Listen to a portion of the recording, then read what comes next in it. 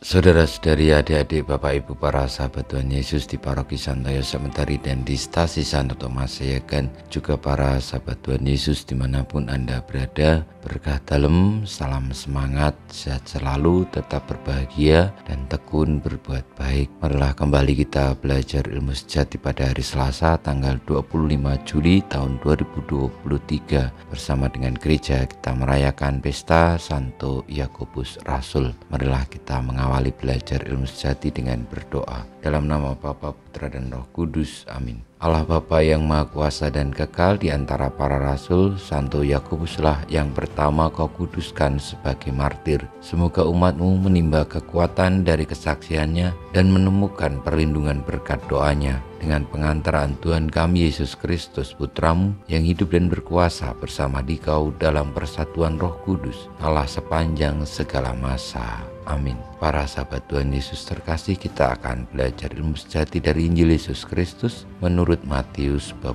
20 ayat 20 sampai dengan 28. Sekali peristiwa menjelang kepergian Yesus ke Yerusalem, datanglah ibu Zebedeus serta anak-anaknya kepada Yesus, lalu sujud di hadapannya untuk meminta sesuatu. Kata Yesus, "Apa yang kau kehendaki?" Jawab ibu itu, "Berilah perintah supaya kedua anakku ini kelak boleh duduk di dalam kerajaan-Mu, yang seorang di sebelah kanan-Mu dan yang seorang lagi di sebelah kiri-Mu." Tetapi Yesus menjawab, "Kamu tidak tahu apa yang kamu minta. Dapatkah kamu meminum cawan yang harus kuminum?" Kata mereka kepadanya, "Kami dapat." Yesus berkata kepada mereka, "Cawanku memang akan kamu minum, tetapi hal duduk di sebelah kananku atau di sebelah kiriku, aku tidak berhak memberikannya. Itu akan diberikan kepada orang-orang bagi siapa Bapakku telah menyediakannya." Mendengar itu, marahlah ke-10 murid yang lain kepada 2 bersaudara itu. Tetapi Yesus memanggil mereka lalu berkata, "Kamu tahu bahwa pemerintah bangsa-bangsa memerintah rakyatnya dengan tangan besi, dan pembesar-pembesar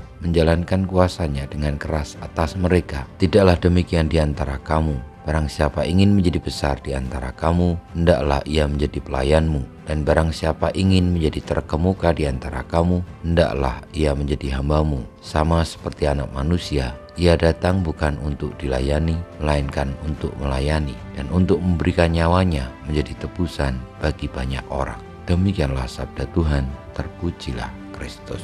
Para sahabat Tuhan Yesus yang terkasih, permintaan ibu dari Yakobus dan Yohanes, anak-anak Zebedeus, 2 orang bersaudara, supaya anak-anaknya mendapatkan tempat dalam kerajaan surga bersama Tuhan Yesus, bahkan mendapatkan tempat di kanan dan di kiri Tuhan Yesus, adalah permintaan yang wajar dari seorang ibu, seorang manusia, bahwa manusia tentu mengharapkan mendapatkan kehormatan, mendapatkan kemuliaan, mendapatkan segala hal yang baik dalam hidupnya. Namun akhirnya lalu hal itu tidak menjadi hal yang bijaksana ketika lalu tidak memperhatikan bahwa kehendak Allah lah yang paling utama. Tuhan Yesus mengajarkan kepada kita bagaimana memahami kehendak Allah itu dengan terus-menerus membawa diri menjadi pelayan bagi sesama. Karena kedudukan, kemuliaan itu hanya bisa diperoleh dengan